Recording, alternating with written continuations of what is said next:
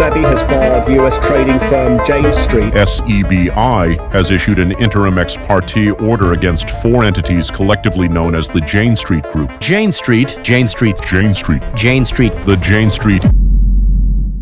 जुलाई 3, 2025 में जब सेबी ने अपना 105 पेज का इंटरम ऑर्डर इशू किया, तब इंडियन स्टॉक मार्केट में एक ऐसा सिलसिला शुरू हुआ जिसके बारे में बहुत लोग नहीं जानते थे। लेकिन इस सिलसिले की वजह से इंडियन स्टॉक मार्केट के एफएनओ ट्रेडर्स के ऊपर असर बहुत पहले पड़ चुका था। एक अमेरिकन ट्रेडिंग फर्म हर एक्सपायरी के दिन बैंक निफ्टी को आर्टिफिशियली मैनिपुलेट कर रहा था। करोड़ों इंडियन रिटेल ट्रेडर्स को सिस्टमैटिकली रॉन्ग साइड पे रख के उनकी अकाउंट से पैसा अपने अकाउंट में डाला जा रहा था। और मानो या ना मानो, ये कोई एक बार का सिलसिला नहीं था। सेबी ने अपने इंटरम ऑर्डर में ऐसे 18 स्पेसिफिक डेट्स को मार्क किया था जहां पर जेन स्ट्रीट ने इंडियन बैंक निफ्टी को आर्टिफिशियली मैनिपुलेट करके प्रॉफिट कमाए थे। एक के बाद एक रिजल्ट हमेशा सेम, इंडियन ट्रेडर्स का लॉस और जेन स्ट्रीट का प्रॉफिट। और इस पूरे केस का सबसे स्टैगरिंग एग्जांपल है 17 जनवरी 2024, जहां पर एक दिन में आर्टिफिशियली मैनिपुलेट करने की वजह से जेन स्ट्रीट ने इंडियन स्टॉक मार्केट से 735 करोड़ कमाए जब मार्केट डाउनटर्न ले रहा था। जेन स्ट्रीट कोई ट्रेडिशनल ट्रेडिंग कंपनी नहीं है। यहां पर कोई ट्रेडर्स बैठ के चार्ट्स को नहीं एनालाइज करते। यहां पर एल्गोरिथम बनाई जाती है मैथमेटिशियंस और साइंटिस्ट के थ्रू,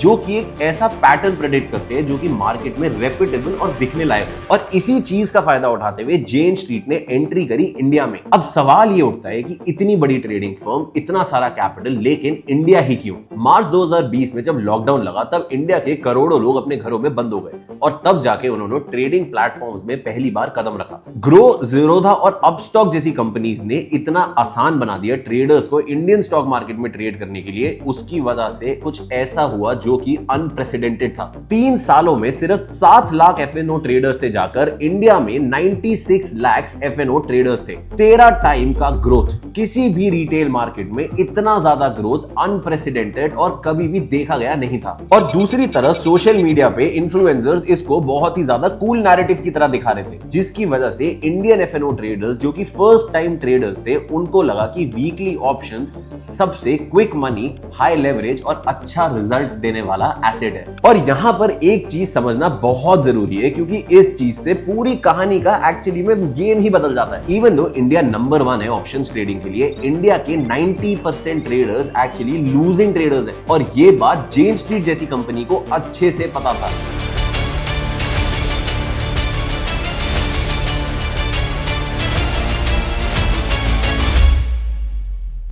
वीडियो के स्टार्टिंग में मैंने आपको बताया था कि जेन स्ट्रीट कोई ट्रेडिशनल ट्रेडिंग कंपनी नहीं।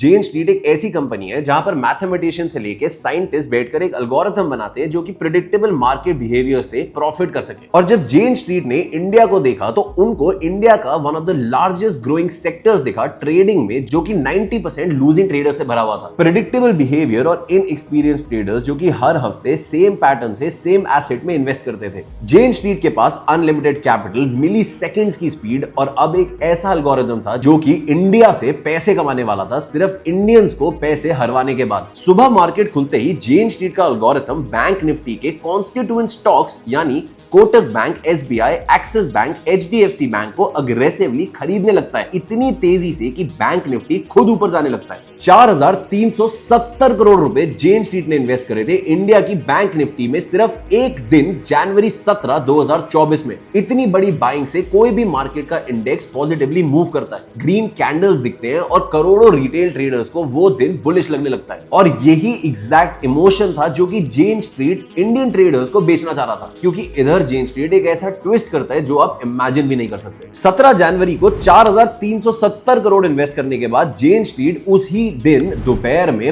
5370 करोड़ बैंक निफ्टी से एग्जिट करता है। सिर्फ 6 घंटे में इतनी बड़ी एंट्री और एग्जिट और 735 करोड़ का प्रॉफिट। और इंडियन रिटेल ट्रेडर्स जिन्होंने ऑप्शंस में इन्वेस्ट किया था, उनके ऑप्शंस जीरो पे आकर रुक गए। सेबी ने ऐसे 18 दिन मार्क करे हैं जहां पर जेन स्ट्रीट ने इंडियन एफएनओ ट्रेडर्स का नुकसान किया है। अब एक सेकंड को रुक के पूरे के पूरे नंबर्स को अच्छे से देखते हैं। क्योंकि जब तुम नंबर्स को समझोगे तब तुम्हें रियलाइज होगा कि मार्केट की मैनिपुलेशन इस स्केल पर थी कि तुम कभी इमेजिन भी नहीं कर सकते। सेबी के मुताबिक जनवरी 2023 से मार्च 2025 तक की पूरी इन्वेस्टिगेशन पीरियड में जेन स्ट्रीट ने 43,000 करोड़ के अनलॉफुल गेन्स जनरेट किए और सिर्फ 2024 में एक अकेले साल में जेन स्ट्रीट ने इंडिया का net revenue 2.3 billion US dollars या फिर 19,000 करोड़ भी कमाया था।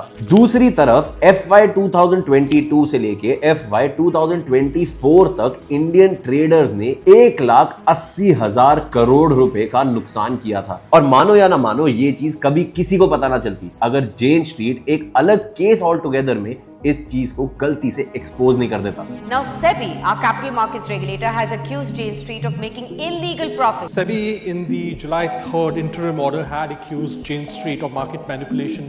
According to SEBI, Jane Street was bending the flow of the game. The company used to flood the quiet parts of the market. This gave the impression that the market was going up, and it drew a large number of other players. They were predominantly retail investors. 2024 अप्रैल में जेन Street ने अपने एक competitor पे एक case किया। आरोप simple था कि वो लोग इनके एम्प्लॉइज को पोच कर रहे थे, जिसकी वजह से इनकी स्ट्रैटेजी उनके पास जारी थी। अब सरफेस लेवल पर तो ये केस एक बहुत रेपुटेबल केस है जो कि सिलिकॉन वैली या फिर न्यूयॉर्क की मार्केट्स में बहुत बार देखने को मिलता है। पोचिंग जैसे केसेस बहुत नॉर्मल है, लेकिन यहाँ पर जेन स्ट्रीट ने एक ऐसी गलती कर दी जिसकी वजह से सब कुछ एक्सपोज हो गया। उनका एक कोर्ट का डॉक्यूमेंट था जहां पर क्लियरली लिखा हुआ था, this strategy made us $1 billion US in India alone. Basically Jane Street ने अपना वो डॉक्यूमेंट रिलीज कर दिया जहां पर वो क्लियरली बताते हैं कैसे उन्हें इंडियन स्टॉक मार्केट को मैनिपुलेट करके 2023 में $1 बिलियन यूएस कमाए। और इस चीज को इंडिया में बैठे एक फाइनेंशियल एनालिस्ट ने अच्छे से पढ़ के रिसर्च कर लिया और जाकर सेबी को बता दिया। सेबी को इंडिया के सबसे बड़े मार्केट मैनिपुलेशन के केस के बारे में आइडिया भी नहीं था। उनको जेन स्ट्रीट के बारे में एक कॉम्पिटिटर लॉ सूट से पता चला, लेकिन वहां से उन्होंने कुछ ऐसे डिसीजन लिए जिसकी वजह से इंडिया का पूरा एफएनओ मार्केट ही बदलने वाला था। एसबीआई ने इंडियन एफएनओ ट्रेडर्स को प्रोटेक्ट करने के लिए कुछ ऐसे डिसीजंस लिए कि दुनिया की बड़ी सुपर पावर कंट्रीज बहुत ही ज्यादा निराश हो गई थी, लेकिन सेबी ने इंडिया को प्रोटेक्ट करने के लिए इन डिसीजंस को अच्छे से लिया था। अपने 105 पेज के इंटरम ऑर्डर में सेबी ने जेन स्ट्रीट को और जेन स्ट्रीट की 4 एफिलिएट कंपनीज को बंद कर दिया था और उसके साथ ऑलमोस्ट 4,700 करोड़ के एसेट भी फ्रीज कर दिए थे।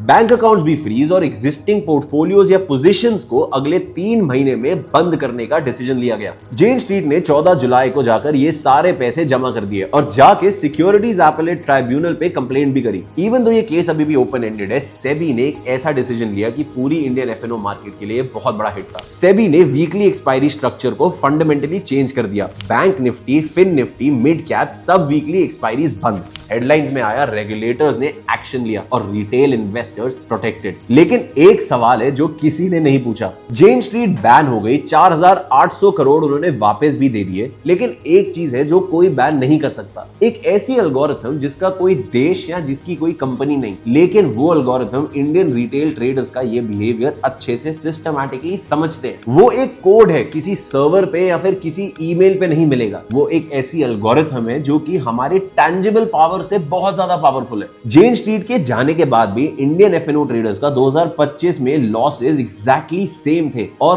कुछ चेंज नहीं हुआ। दुनिया का सबसे बड़ा ऑप्शंस मार्केट, लेकिन 93% पैसे हारने वाले ट्रेडर्स, लेकिन सवाल कोई नहीं उठा रहा।